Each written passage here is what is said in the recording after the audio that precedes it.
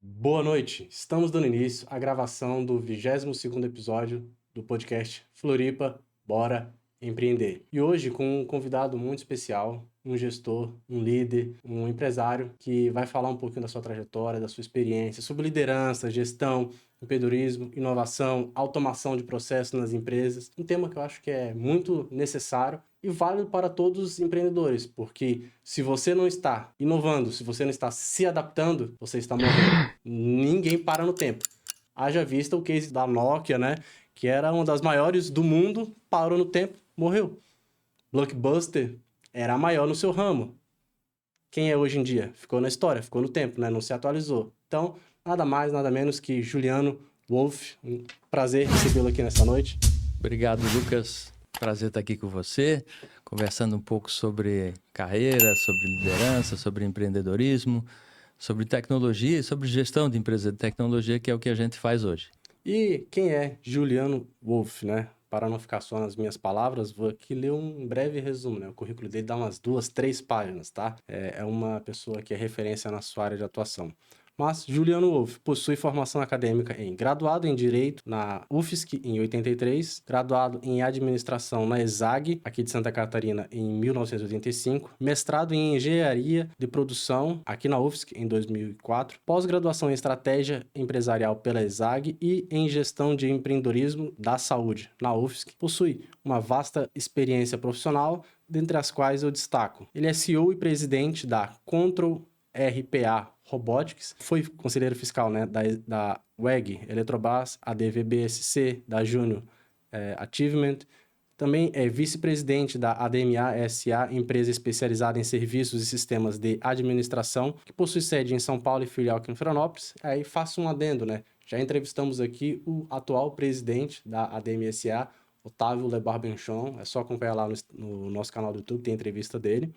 E também possui uma vasta experiência na área de administração, como executivo, empresário, com ênfase em finanças e mais de 40 anos de atuação. Então, além disso, também é autor de livro, né? Um deles em coautoria. Temos muito para aprender com esse grande mestre que abrilhanta a nossa noite hoje. Mais uma vez, obrigado por aceitar o nosso convite. Obrigado também, Lucas. Vamos iniciar com uma pergunta. Tens a formação em Direito, Administração, hoje atua na área de automação, tecnologia para as empresas. Pode nos contar um pouquinho sobre a sua trajetória profissional, acadêmica? O que te inspirou a começar a faculdade de administração, direito e até onde chegou aqui hoje? A minha carreira é longa, né? Só um resuminho, né? É bom resumir, senão vão achar que eu estou muito velho e o fato de estar numa empresa de tecnologia, acho que foi um dos motivos da minha escolha, que é um ambiente jovem, né? Um ambiente que transpira atividade, criatividade, é um ambiente muito dinâmico. Então, mas qual é a origem disso, né? Eu comecei com direito e administração lá no início dos anos 80. O direito inspirado pelo meu pai, que foi advogado muitos anos, a minha mãe empresária. Então, a administração pelo lado da mãe, o direito pelo lado do pai, enfim. Uma mistura, né? Fiz uma mistura, segui a carreira dos pais e trabalhei em banco muitos anos, Banco do Brasil, 5 anos, Bradesco, 13 anos. Fui empresário de empresas pequenas, fui executivo de empresas pequenas, empresas grandes. Como empreendedor, agora nós temos a Control Robotics, sou CEO, e a DMSA, são as principais empresas que a gente atua hoje. Também temos uma atuação, eu e o Otávio, que você já mencionou, na Fleet Minds. A Fleet Minds é uma empresa de negócios internacionais. Então, temos aí também... De exportação, né? Importação, exportação, negócios internacionais, levar oportunidades de negócio de um país para outro. Um negócio bastante interessante também. E interessante mencionar isso porque a gente gosta muito de entender, né, de pessoas que chegaram hoje num patamar que é CEO, é fundador, está à frente de um negócio, mas lá no comecinho, quando a gente está empreendendo, a gente encontra algumas dificuldades.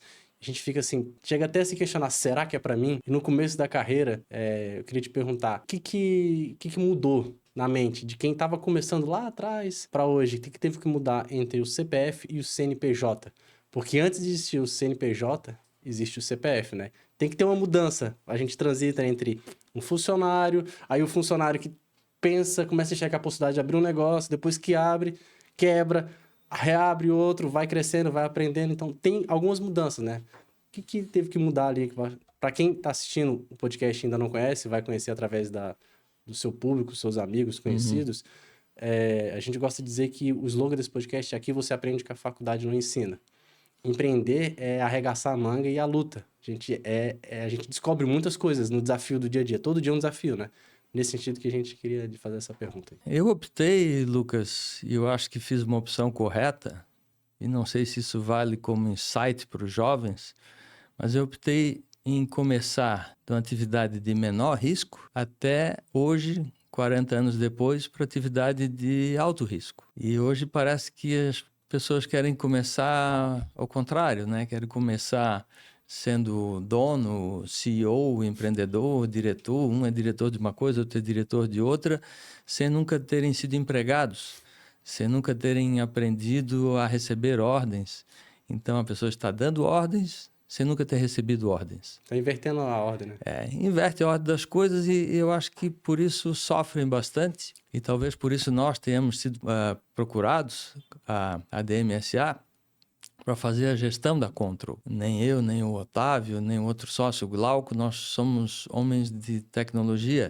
Nós fomos formados em administração e fomos procurados porque pessoas da área tecnológica entenderam que só tecnologia não sustenta uma empresa. Ela precisa ser gerida, então precisa juntar essa diversidade de expertises, essa diversidade de conhecimentos e agregar isso a uma liderança que una essas partes.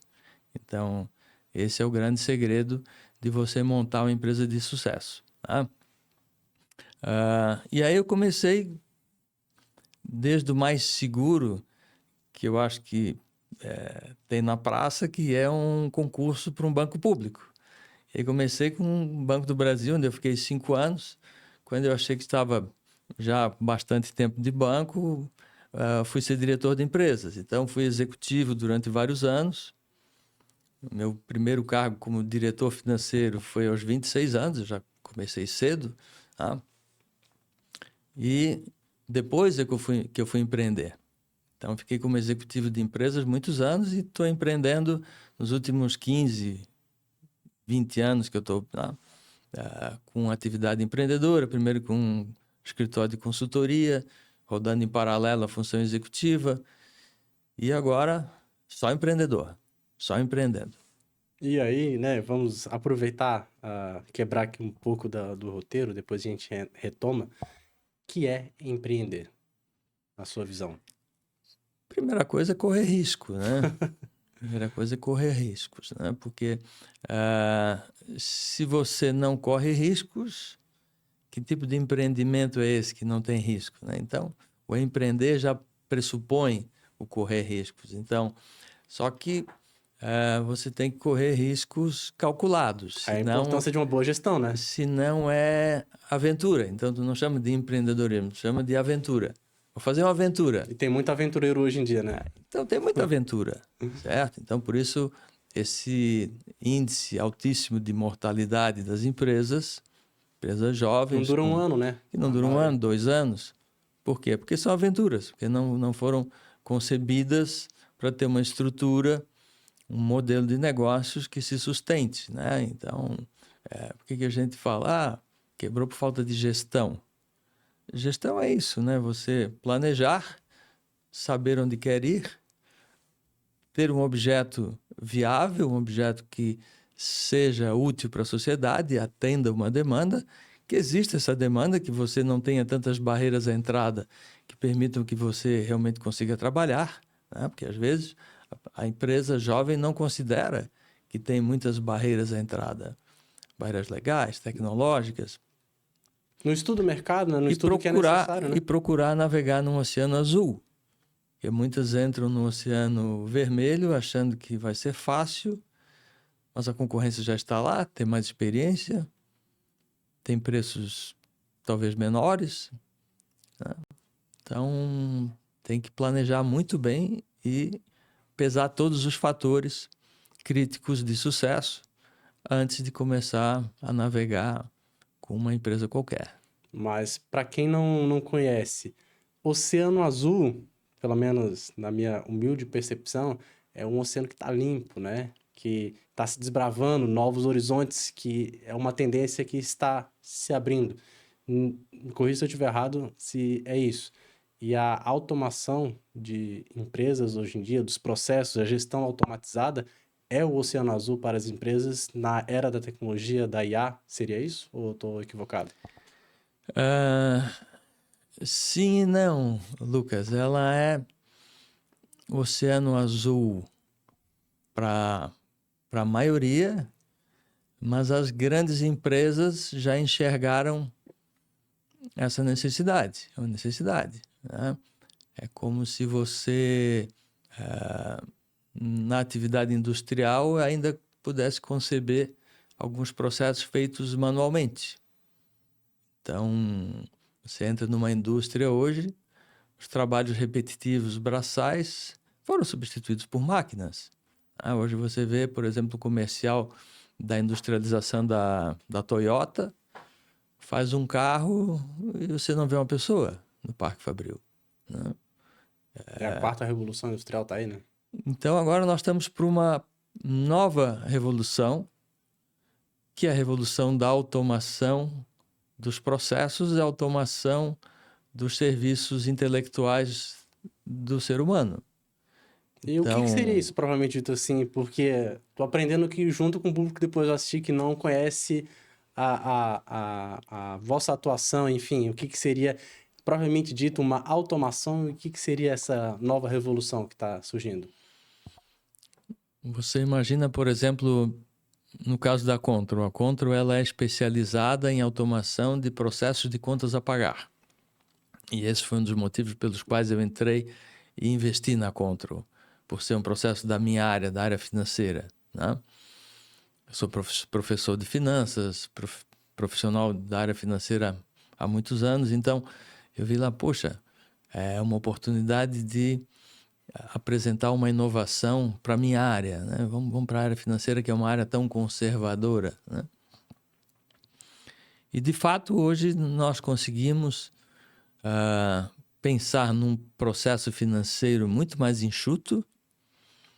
Vamos pensar numa máquina da era industrial e uma máquina da era dos serviços. Então, as máquinas de serviço intelectual.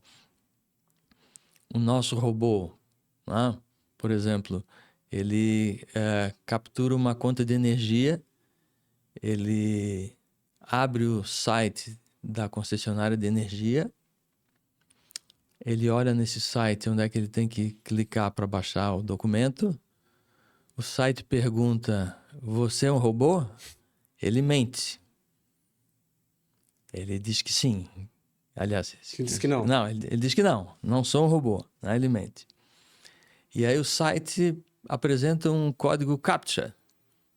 E ele sabe o que é placa de carro, ônibus, motocicleta. Ele enxerga aquilo, ele sabe o que é, clica e entra. Pega o documento, extrai as informações do documento, que a gente chama de parsing. Então, esse parseamento das informações e a criptografia dessas informações é um ponto importante que hoje você não tem, né? Para uma pessoa extrair esse documento, ler, interpretar, guardar isso e organizar de forma estruturada é muito difícil, então.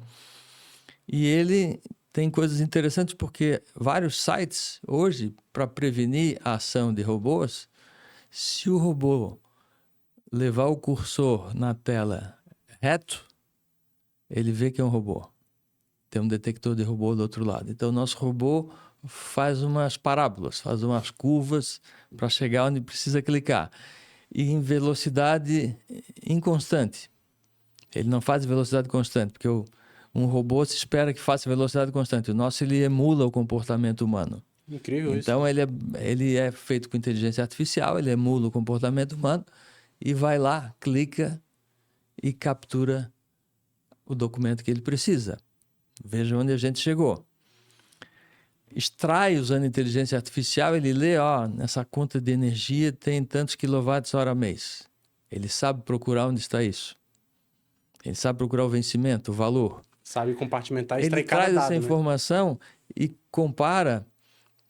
A empresa disse, olha, uma conta de luz acima de R$ 1.000, eu quero que acenda uma luz amarela.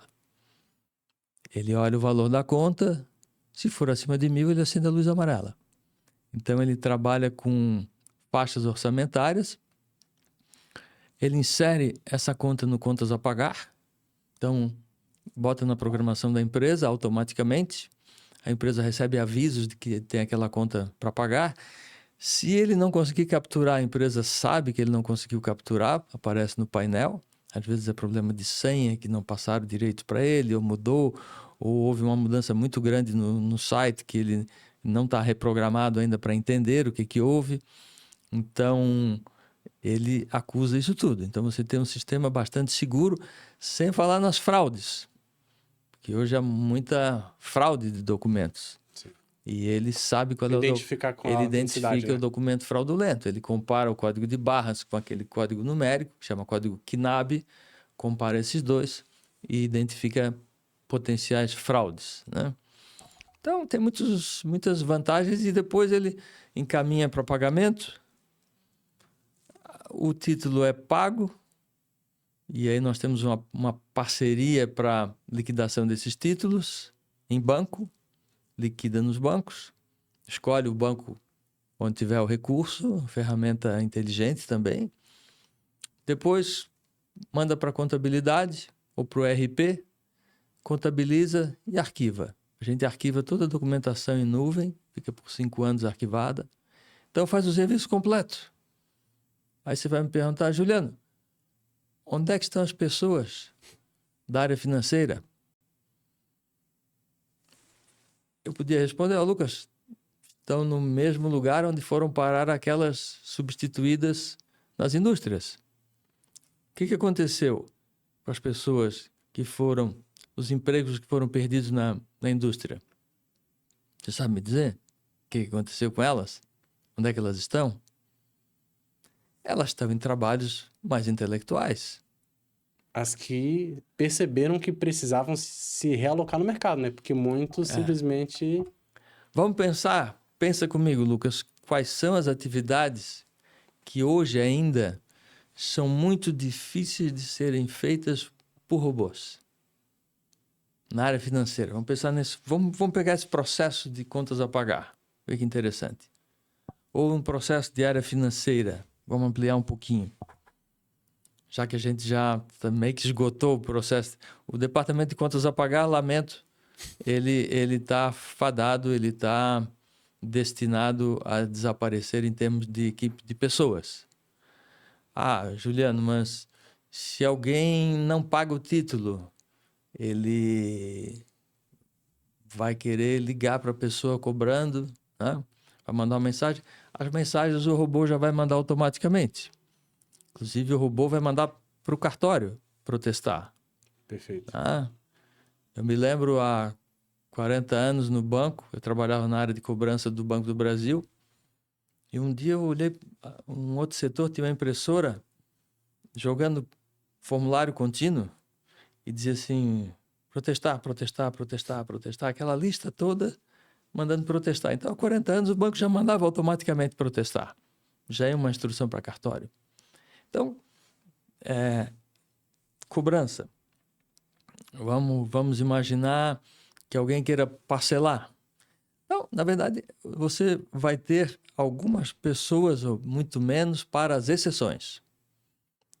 Deu problema no documento, deu problema em algum lugar. As exceções, se há filtros prévios, elas vão ser cada vez menores. Se a pessoa não procede de acordo com a regra de negócios do cliente dela, para quem ela está fornecendo, o pagador diz, olha, só vou te pagar às terças-feiras. Só vou te pagar se o teu documento for aprovado. São outras áreas que aprovam, na verdade, não é a área financeira, né?